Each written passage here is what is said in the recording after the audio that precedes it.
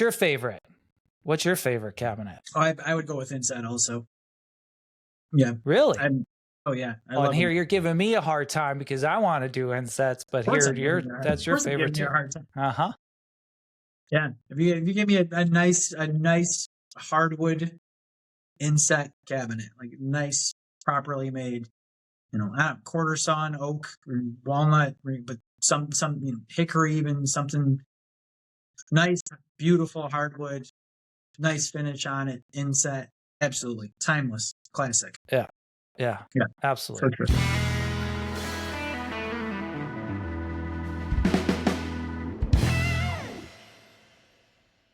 Heidi-ho there, Todd. What's our situation today? How you doing, Joe? I think we're doing our fantastic. First part two. Part two on cabinets, right? That's what we talked about last week.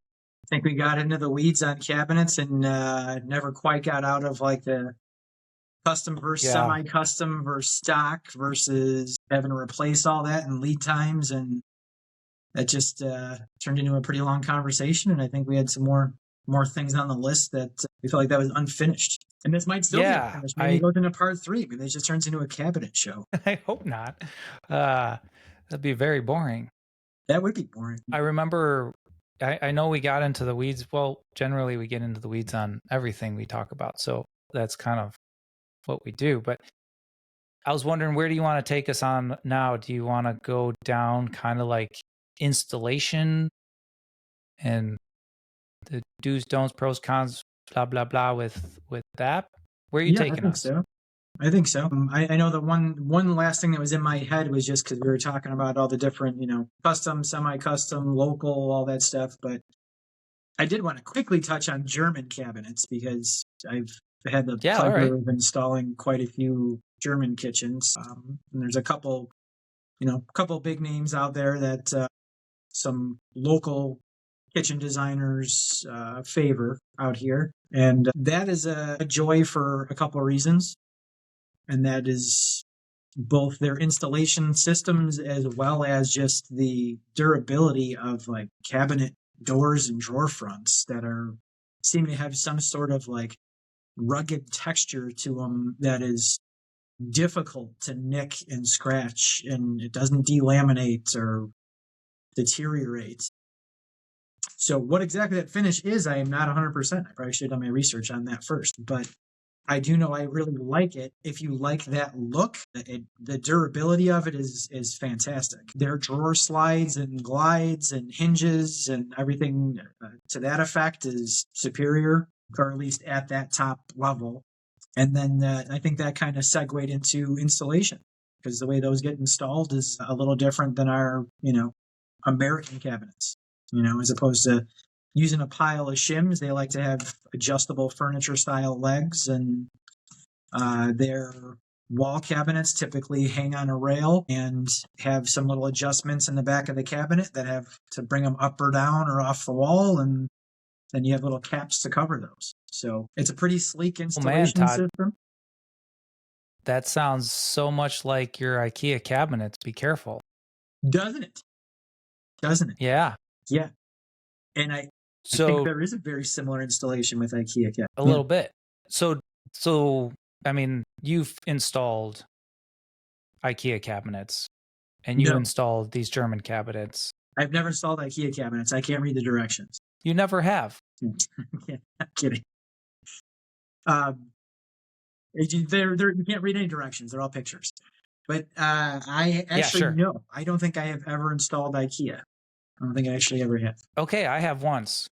Okay. I vowed never to do it again. But I remember installing the German cabinets with you, and it was much more robust and thought through and methodical and made sense than the IKEA cabinets. Okay. You agree? I guess. I don't know if the IKEA system similar, but it's just chintzy, or is it Yeah, that's a good way of putting it. Okay. Yeah.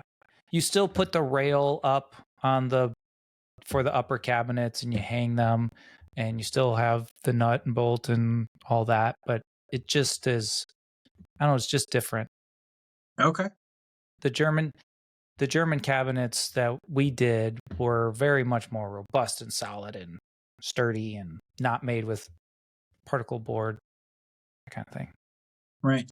Yeah. And the adjustments, I mean, they're just micro adjustments on those that are just On those, oh yeah.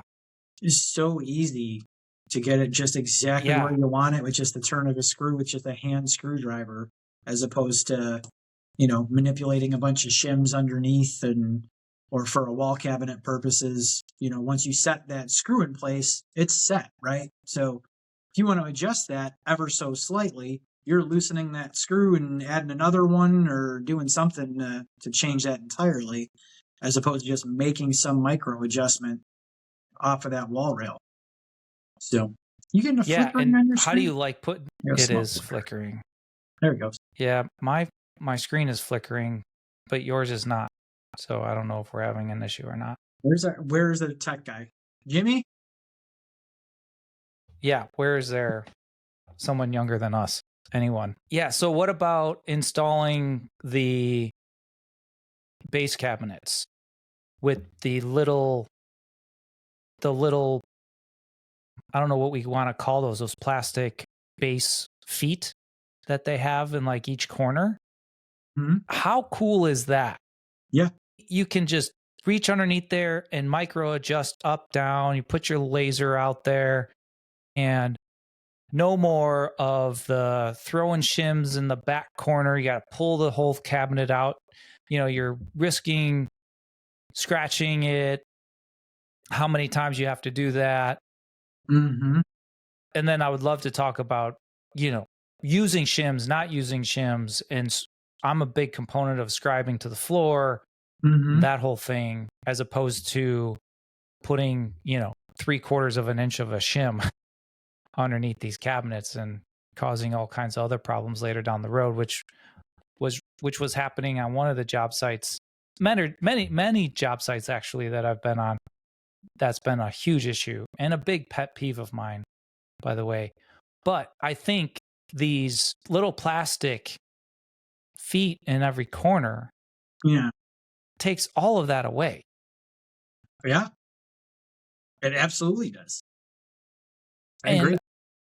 I don't know if I can say that they're less strong. I don't think so. Why? I mean, they're plastic, but they're they're a thicker plastic. I mean, Yeah. what you're if you're putting a shim under versus a piece of plastic, and those are all ganging together, and you got how many furniture? I just always call them furniture legs. I don't know if they're called that or not, but if those are adjustable furniture legs like that, like they're not going anywhere. I've installed those years ago. I never had anyone call me back and say, "Hey, base cabinets fell apart." And, they seem to hold up so extremely well. what do you think about them being plastic and not wood? Wood sustainable, plastic not so much.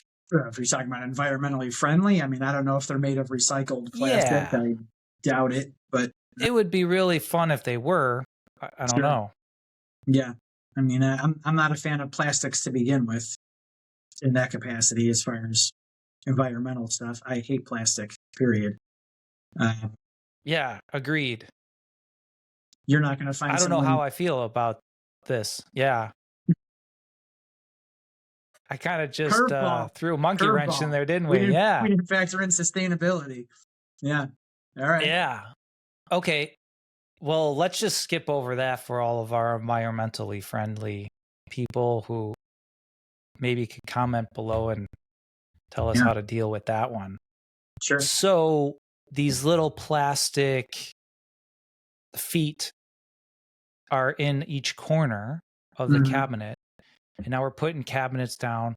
When we go ahead and put the toe kick on, how are we attaching this, Todd? Yeah, there's some really nifty little clips that go on there that you're not shooting nails in and then having to come through and putty them and touch them up and whatever else. Or some people just like to use construction adhesive if you're, which is fine, I guess. But it's a really nifty little clip system. So in the event you ever had to take that off, easy peasy. Pull that thing right off, and you can stick it right back on, right? And those clips work surprisingly well. I was kind of a skeptic at first, thinking, these things are plastic. This is plastic. These clips are plastic. It works very well. I've had to pop them back off, and they come right off. They go right back on. It's a great system. It's a great system. I mean, you really get Just into more the plastic. installs. Just more plastic. When you really get into the installs, like you had mentioned, for scribing versus shimming, and that's always a big conversation, right, between installers. I think two of the biggest conversations are, do you do your wall cabinets first or your base cabinets first? And the other one is, are you Oh, scribing base you and cabinets to the I, floor, or are you shimming them up? you and I argue about that all the time because I like to do one way, you like to do the other way. We're always, I like my it's base fun. cabinets. It's fun. Yeah, I like doing my base cabinets first. I always have. Yeah. Yeah. You're weird. Well, I'm aware of that. All right. So how many times do you find yourself wanting to pull off toe kicks? I mean, are you really? Yeah. So is it really that much of a benefit? Now, I can give you one example. If you're on hardwood floors and you ever want to redo those hardwood floors, it's very convenient to just pop off the toe kicks. I'm popping off toe kicks anyway, Yeah, whether they're nailed on or not. Yeah, that's a good example. That's a good example. It's also a great place to hide stacks of cash if you don't trust banks. Underneath the cabinets. Yeah. Oh, okay. Yeah. I'm all right. I'm visiting your kitchen soon. I don't have German cabinets. I did actually, to your point, I did have to do a kitchen. I did a kitchen not too long ago that had German. Actually, when I worked for my old boss, we had done this kitchen and German cabinets. So it had those toe kicks on there, and they wanted to redo their entire floor, new tile floor. So typically, I mean, what are you doing? You're ripping off kicks. You're getting a pry bar behind there. You're potentially breaking these things if they're, God knows what they're made of, right? If they're thin little 1/4-inch toe kicks, you're going to break them. These popped them right off, did the tile floor, popped them right back on. So that is one that it's very rare that's going to happen where you're going to want to change your whole floor, or, maybe more likely that you refinish a floor like you had mentioned if it's hardwood. It's good to know it's there. Not common you're going to use it, but it's a very small selling point, I guess. Very small advantage, but it's there. You said that this finish is really durable on the German cabinets. Yes. How have you put it to the test? Really? I mean, I can't say I've had it. All I can say is, with all the cabinets I've put in over the years, which is quite a few, it's not uncommon that even while you're installing a kitchen, even though I will tell my guys, and I do it myself, take the doors and drawers off, label them, put them somewhere safe, it is not uncommon to get some sort of little scrape or nick or something along the way between people, countertop installers, people putting in hardware, putting in appliances after, what have you, whatever it may be, someone just scooting a ladder around the room, So not uncommon that you get those with a typical paint grade finish that we have here, right? The handful of German cabinets I've put in, you can scrape those with a screwdriver and hammer, and it doesn't seem to do anything to them. That same kitchen that I had talked about with changing the tile floor on the toe kicks looks exactly the same as it did 15 years ago. I mean, exactly the same as it did 15 years ago. It's pristine. So something to be said for that. Yeah, something to be said for that. Yeah. The German cabinets that I can think of were really high gloss. And you had mentioned earlier about this finish was textured. Yes. Do you think that the high gloss finish on these German cabinets are just as durable as the textured? It's a good question. Yeah, I don't know. I felt like that was a common, and certainly like you're going to get different European finishes. You're going to get your, your Italian lacquer, which is your super high gloss, right? So something like that. I don't know how well that holds up. I can't say I've put in a bunch of super high gloss cabinets, but that that finish that I'm talking about, I know there's more than one German cabinet manufacturer that makes those, and it's just, I mean, it's not a heavy texture, but it's there enough to the point where you know, it's there.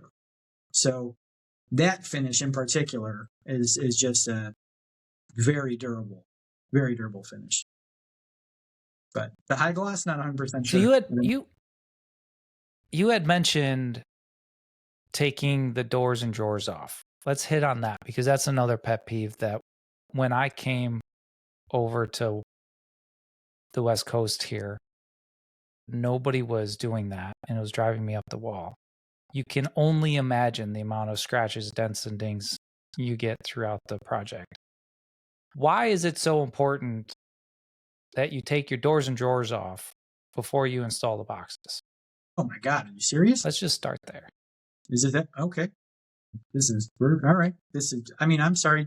This is professional. Cabinets 101. Yeah, this is, okay. That's the, first off, a lot of people need to hear this, Todd. Okay. First off, just on its face, ounce of prevention is worth a pound of cure, right? So absolutely, if you're fortunate enough to be working on a project where you have nicer cabinets, usually those are going to have quick release hinges. The just finger behind the hinge and it pops right off.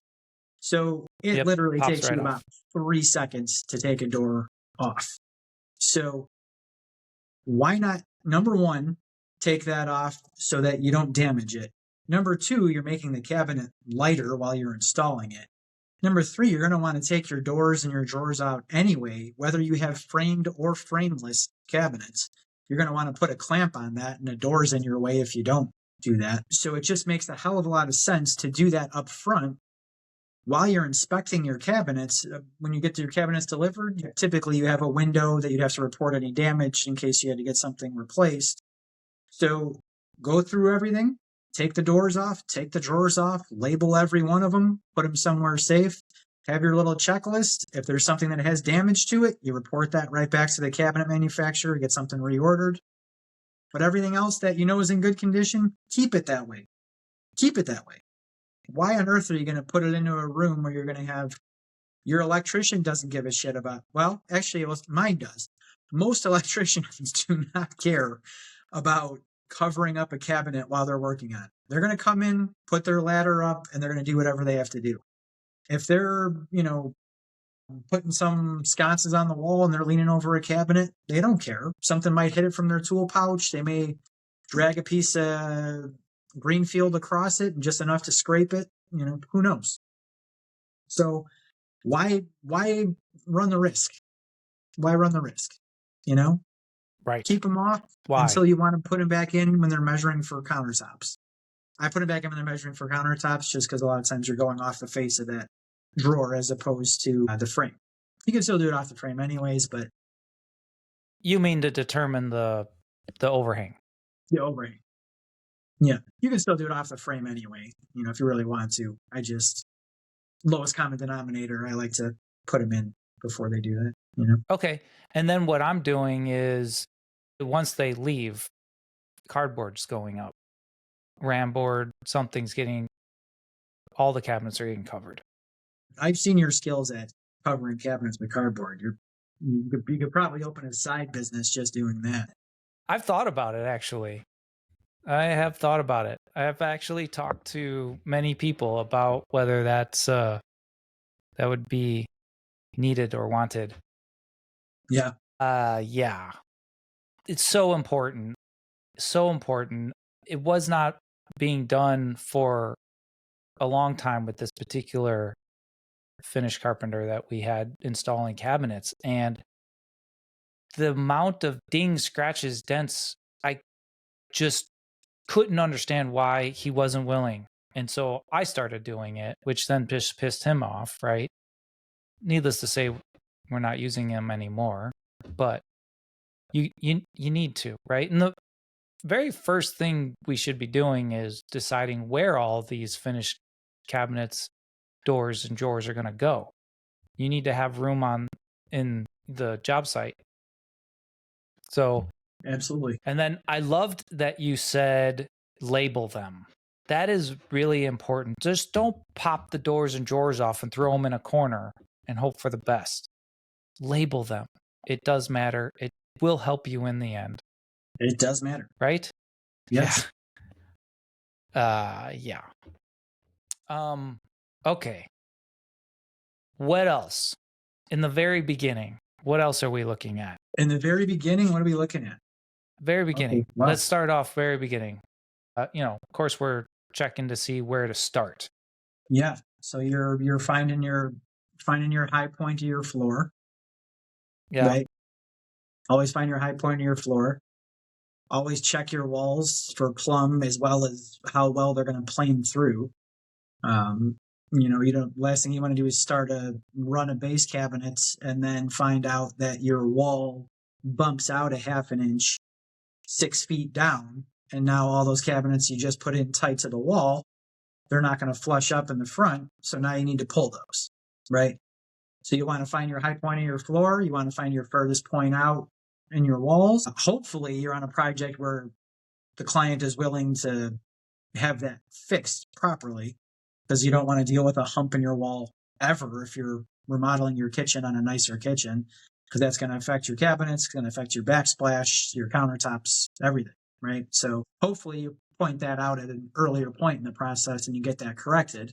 But in the event that you don't, those are the things you want to watch out for. Check your walls, check your floors, check where all your appliances are going, make sure all your mechanicals are in the right spot. Is your electric in the right spot for your appliances? Is your water line in the right spot? Gas in the right spot? You don't want to have a plumber who couldn't care less how he butchers your cabinets come through and have to move a gas line after you just installed all these cabinets, right? So, right. To me, a good carpenter is going to look out for that stuff. Right. And a good project manager is going to have all the specs of all the appliances on site, so we can take a look at those. We need to know all of our with elevations. We need to know all of our widths, so there's no mistakes. There elevations you go. With that's the way to do it. Tapes to the walls. That's the way to do it. Absolutely. After that, and I suppose check your ceilings too. If you're going all the way up to the ceiling with a crown molding, you have to check your ceilings, because sometimes that's not a viable option. Some older homes that we'll work on Chicago area, you're talking 100-plus-year-old homes that have plaster ceilings. That's sometimes not an easy task, putting crown molding up to those ceilings. So if you check that and you have some big humps and dips and whatever else in your ceiling, you may want to tell that client, hey, you know what? And this again is, going back in the project, because if cabinets are already on site, it's a little too late. But you should be checking that stuff before you even order them, so that if you do come across a terrible ceiling, okay, you know what? Instead of going all the way to the ceiling with 39-inch or 42-inch cabinets, maybe we cut those at 36 or 39, or whatever, what have you, to have crown molding above, but you're staying away from that ceiling. And then if you want to make it pretty, introduce them over cabinet lighting, right? So there's ways to do that to make it pretty, but you don't want to play with the awful ceiling unless you want to go to the extent of fixing that too, or floating in the ceiling afterward. Yeah, out here we tend to stay away from the ceiling a lot. You'll notice that a lot around here, and I think most of it is because we have a lot of texture on the walls and the ceilings. Texture is a big thing out here still. I don't understand it. Nobody likes it. Everybody asks us to get rid of it. But yet when we're building in a old house, everything's textured. So generally homeowners don't want to have just like this one wall smooth. So we have to texture it to match. So I guess what I'm saying is, if we're not fixing the entire house, then we're most likely texturing to match. And we're generally leaving an inch or two away from the ceiling because Oh, we yeah? don't want to mess with that. Yeah. Okay. All right. That's Yeah. interesting. Yeah. It is. It's weird. It's a, Yeah. I really had to get my head wrapped around the texturing out here. It's like weird. is Why there are we name? still Is there a doing? name for that? Is it a certain finish? Oh Do yeah, you know? there's all kinds. There's Yeah. orange peel and knockdown, and then there's all kinds of different sizes of knockdown. Okay. So heavy knockdown, light knockdown. Okay. There's all kinds of different ones, Yeah. and it's all weird We to me. just Like we just don't get everything that. is textured. Yeah, everything's textured. A lot of orange peel, and then there's different levels of orange peel. My entire house is heavy knockdown, like heavy knockdown. If you scrape your hand across the wall, you'll actually scratch your skin. Yeah. How that became popular, I don't know, other than maybe laziness and no one wanted to Sounds like it'd be difficult to take the clean. time to. Yeah, I can't clean it. Yeah, I don't know. Weird. Yeah. It is weird. I don't see that out here unless someone's going for like a certain theme. You know, if you're going for like an Italian rustic look or something, then maybe you'd see something to that effect. But that's the Venetian plaster kind of thing, right? But otherwise, yeah, you never see that out here. Smooth everything. Oh, I wish. I came out here going, what is this texture everywhere? Ceilings, walls, everything. And then every time you have to cut into it or patch it or whatever, you got to try to come up with some kind of artistic thing with plaster or most likely we're just using drywall mud to try to come up with some kind of weird technique to mimic it. And a lot of times the drywaller would just come in with a hopper and the one particular drywaller is amazing at it. He can pretty much blend in anything, any texture. I, on the other hand, since I have zero experience at it, I'm here trying to create Picasso on the wall over here, trying to match little swirls and dips, and it's just silly. I think we may need to have a separate podcast on drywall finishes. Yeah. Just wall finishes and textures. Everybody wants smooth. Everyone I know that we run into wants a smooth wall. The problem is majority of their house isn't smooth wall. And there's so a lot of times if we're doing a whole wing or a side of the house or an addition or something like that, what we can do, it makes sense to have that one section smooth, and then the rest of the house be one way. But then, I don't know, it just really depends on the person. My particular house, every time I do something, that whole entire wall gets sanded down and smoothed over. But it takes forever. Sure. I have one room that's smooth and the rest of the house is not. And then there's another room that's half smooth and half not. It's weird, but whatever. Yeah. I can't get, I don't know. I can't get myself to throw a bunch of, I don't know, crap on the wall. Texture. Yuck. I wonder how much of it is just like laziness or how much of it is fad and that people really wanted it, or are people just doing it to hide mistakes and imperfections in the wall, which I think is the latter. I think that's what they're doing. Instead of taking the time to fix the imperfections in the wall, they're just covering it all up. Okay. That's what I think. Yeah. What do I know? Yeah. Could be. Yeah. So we were talking about scribing to the floor, and I had mentioned that it's a little bit of a pet peeve of mine, right? So I was talking to, well, let me put it this way.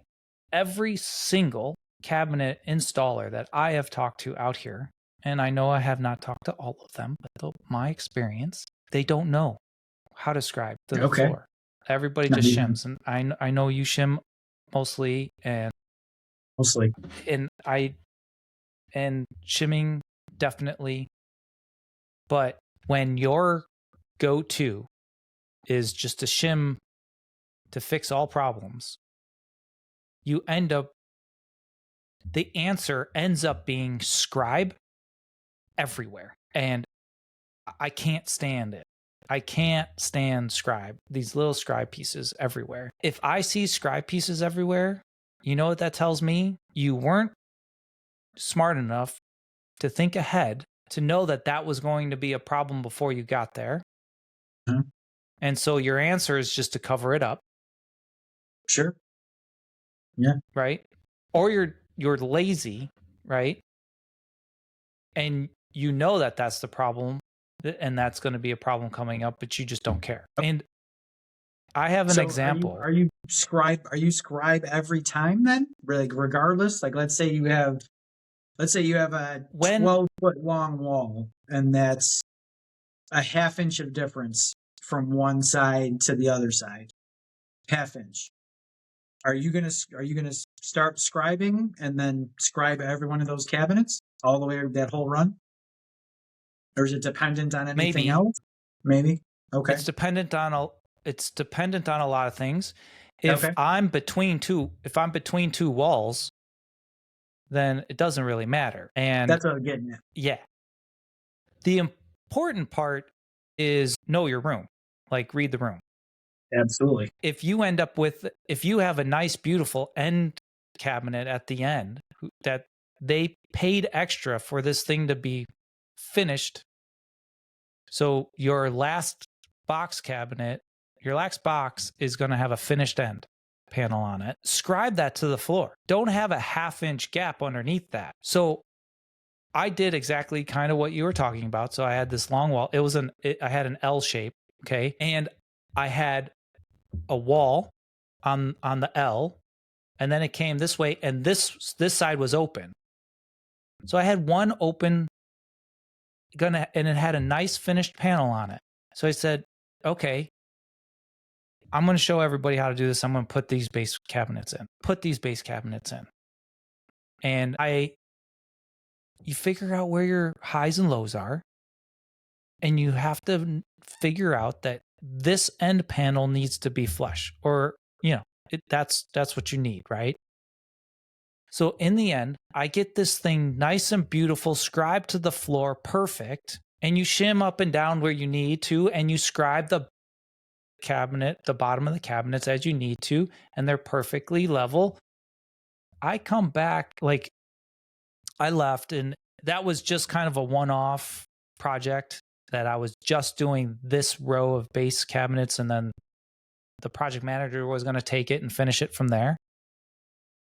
I come back on that project like a month later or so, and the finished carpenter had ran scribe on the floor around all the toe kick and all that for no reason. Didn't need to. My scribe was perfect on the floor. Yeah. I come back and I see a piece of scribe across that end panel. And then a piece of scribe going up the vertical. Yeah. Is it force of habit, you think? That's just what he does every I don't project, know. So. I think they don't know. They don't know. They think that the piece of scribe is there like on purpose, like we're supposed to put it there. Yeah. So those little tiny scribe pieces are for mistakes and to hide, like, not always is it a mistake. Maybe this wall is so out of plumb, like I would have to scribe into the cabinet. Like maybe it's that bad, right? So sometimes you have to use it. I get it, right? But it's there for those kind of problems, not when there isn't a problem. Exactly. I agree. I lost my mind. I was like, what? You know how much effort, time was put in and forethought to make sure that you didn't need to put that in there, and so it could be nice and flush and streamlined, and you didn't have this garbage little scribe that the vacuum's going to pop off, or you're going to kick it off anyway. Come on. Yep. So and that's the thing. Scribing it takes time. It takes some time. So I'm like, as you know, like I'm okay with shimming. I shim every project I shim cabinets. But to your point, you don't just automatically start shimming. You need to know your room. You need, like you said, read the room. You need to know if this wall is 3/4 of an inch off and 6 feet. I'm not just going to shim and shim and shim, and this all of a sudden this side's up 3/4 of an inch. No, I'm gonna cut that first one down, and I've done this before too. Or maybe I'm not necessarily scribing every cabinet base, but knowing that that's let's say just a 3/4 inch difference, I'm gonna take a 1/2 inch off that first cabinet, just all the way around. Circular saw, so it's quick. 1/2 inch all the way off the bottom. Second cabinet, 1/2 inch or 3/8 off the bottom. This one, 3/8 or a quarter. That way, you go down and it's like, okay, well, now you're still going to use shims, but you're not jacked up 3/4 of an inch on this far edge. And to your point again, if that's a finished panel, and all of a sudden, what are you doing now? No, what are you doing? Maybe you're putting shoe on, or a scribe or whatever on the floor. Some cabinet designers like that look. They just like having a shoe. Okay, fine. If you know you have a shoe and you know that's getting installed regardless, then fine. Then you have, maybe a 1/2 inch of space that you can shim up and it's going to get covered in the shoe. But if you're not instituting a shoe automatically for design purposes, then take the 20 minutes, cut the cabinets down, start a little bit lower, and then when you shim up on that corner there, it's minuscule, right? Or even take that out altogether. You're starting almost at that point. That's down tight to the floor, and the other ones can get cut down accordingly, right? That's fine. That's fine. But like you said, know your room. Is it wall to wall? If it's wall to wall, fine. I don't care. Shim them up, toe kick them. No one's going to see anything. Unless you're 1.5 inches up, and I've seen that before, in which case now you just need an oversized toe kick, because otherwise you're going to see a gap from the toe kick to the bottom of the cabinet. Kind of unsightly. You've seen 1.5 inch gap? Seriously? I've seen an Or is 1.5 that inches. just an exaggeration? We just did a project downtown that was seriously in 10 feet. The floor was 1.5 inches out of level, 10 feet. And an inch and a half. Wow. Yeah. And they just it's set one box building on the floor and just scrap. Yeah. Yeah. So it's like we can't do anything. You could, but it's a concrete floor, and with all the, ridiculous acoustic necessities that go into that, like, holy cow, I couldn't even imagine the amount of floor leveler you would need to get that right. Like, I don't even know. You would have needed like 40 bags of floor leveler to get that floor right. So it's like, yeah, well, you just have a tapered toe kick. It is what it is, But they know that. You make the clients aware, like, you're going to see this if you're seriously standing back and looking at it. But the alternative is a whole bunch of floor leveler and an extra, week of work to get that poured, properly dried and cured and everything else. So, but yeah, the worst one I've seen was 3/4 of an inch. They had 3/4 of an inch gap. But what I didn't understand was it was on every box. So I was so confused. I didn't understand. Why? Did you find out? Why? No. Thanks. I did not. No. It wasn't my project. I was walking through somebody else's project. I was like, thanks for the cliffhanger. Now I'm going to not be able to sleep. Oh yeah, I'm sure. Too much suspense. I got maybe a reason why you should be careful about scribing to the floor. If you're going to scribe your cabinets to the floor, you have to make sure that you're not going to scribe too much. Dishwasher might not fit. Dishwasher clearance. Yes. So pay attention to that, Absolutely. boys and girls. Absolutely. Yeah. Your dishwasher's always going to have a range. That thing is only going to go so low. Yeah, but there's a lot of wiggle room there, but you got to pay attention. Sure is. But yeah, usually they'll go maybe 34, maybe 30, maybe a little under 34, 33, 3/4, whatever. But yeah, you don't want to go underneath that. All right. You got anything else you want to hit on cabinets? We can go all day, I'm sure, with installation. I don't even know if we talked about framed versus frameless. Framed versus frameless?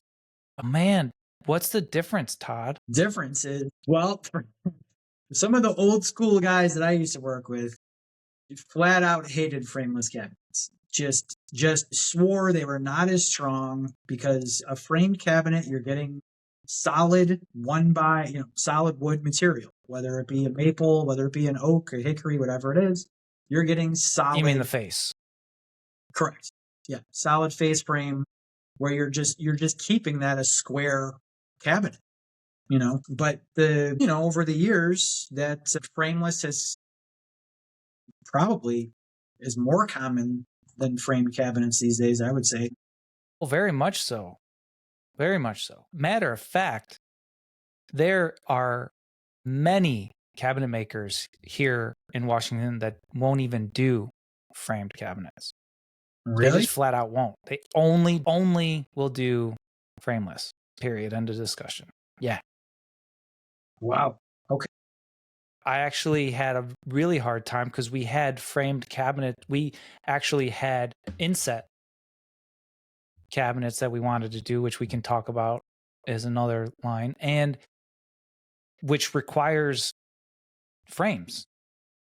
So I had to find 3 cabinet makers. All 3 of them said, we don't do framed cabinets.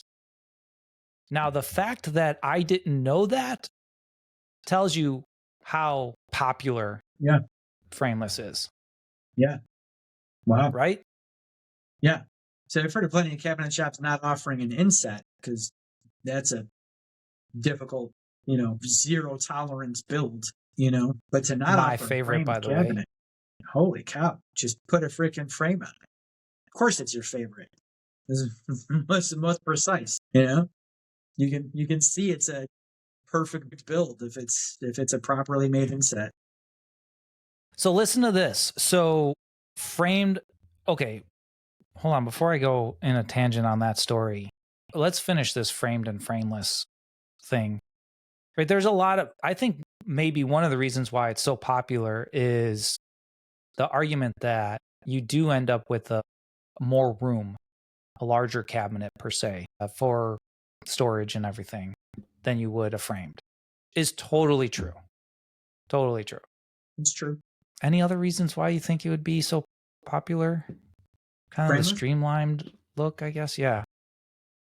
No, I don't think so. I think part of the reason that took hold, and I could be wrong here, but to me, in my mind, I think part of the reason that really took hold was because people really liked that full overlay look of just seeing the drawers and the drawer fronts and the doors.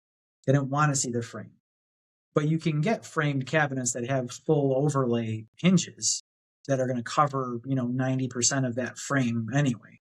Now, I don't know what came first. I don't know if framed cabinets tried to catch up and then made a full overlay hinge like that so that you would get that same effect while still having a framed cabinet. I don't know. But to me, it was always just the aesthetic, and people just liked just seeing. And that was always the upsell, like you said, that you're going to get more room. And yeah, you are going to get slightly more room, but I mean, you're not fitting an extra pot or pan in there because you had a frameless cabinet. You know what I mean? It's not buying you that much space. True. So there's a cabinet maker that I work with now, and they only do frameless cabinets. However, we have this project coming up that has framed. Okay. Well, they want to do Okay. So I asked the cabinet maker, I know you don't do framed, but this particular client wants to do insets, and what do you think? And he said, actually, we can do insets because what they do is they build all of their boxes frameless, but then they come back and they put a framed panel on the front for all the doors and drawers, but not per box, per 8 feet. Okay. So, yeah. which is kind of nice because then you don't get the seam every box, right? So even though they're doing boxes, let's say they got 4 boxes over the 8 feet, right? They have 8-foot panel that just clips on the front. Pretty cool. Yeah, it's interesting. Cool way to get around not doing framed cabinets. But so this is how they do their insets. And I've never seen this before done. It's kind of slick. Yeah. And I thought, I've never heard of it. That's awesome. Yeah. They've done quite a bit of them actually. And this will be the first one that I'm doing with them. But it's pretty slick. It just clips on the front. And I kind of like that idea where you can decide where the seam is going to be, because inevitably there's going to be a seam. And I won't have a bunch of seams. I'll have, potentially every 8 feet or whatever makes sense. So I thought that was pretty cool. I've never seen it before, but yeah, I agree. So you kind of get best of both worlds there, I think. What do you think? Nice that they would still offer that, Yeah. Well, another cabinet maker that I was talking to said that they won't do insets or framed for that matter, but especially insets because of how precise you have to be. He said, I don't want the responsibility. I don't want to deal with it. And then, he said, well, inevitably what was happening was, 3 months later, 6 months later, the door and drawer keeps being used. It gets out of whack a little bit. Well, I mean, make good quality stuff. It'll last. But nevertheless, yeah. So yeah, there's that. All right. What else you got? Anything else? At least he knows, right? Yeah. Yeah. He's smart enough to not offer it. So what's your favorite? What's your favorite cabinet? Oh, I would go with inset also. Yeah. Really? Oh yeah. And here you're giving me a hard time because I want to do insets, but here that's your favorite too. Uh-huh. Yeah. If you give me a nice hardwood inset cabinet, like nice, properly made, quarter sawn oak or walnut, but some hickory, even something nice, beautiful hardwood, nice finish on it, inset, absolutely timeless, classic. Yeah, absolutely. Sure. Just ask somebody else to pay for it though, because that's going to be pricey. That's why my kitchen had white cabinets. All right. That's why I had done insets in my last house and they were gorgeous, but they were white. They were not, unfortunately, I did not get walnut as much as I would love to. Okay, so anything else you got there? Nothing else that I think I need to discuss. I had a couple little things on there, but nothing else. Yeah, I have a big long cabinet checklist that I can just go on for another half an hour, I'm sure. Yeah, I wasn't kidding. Like I said, this could easily go into another. Easily go into another. I don't think it needs to. No. Yeah. Any questions, thoughts, concerns about cabinets? Comment below. Okay. Yeah. All right. Well, I think this good spot to end it. Hopefully everybody picked up something interesting. Yeah. Cheers. Cheers, man. Cheers. Good talk. Are you drinking lemonade?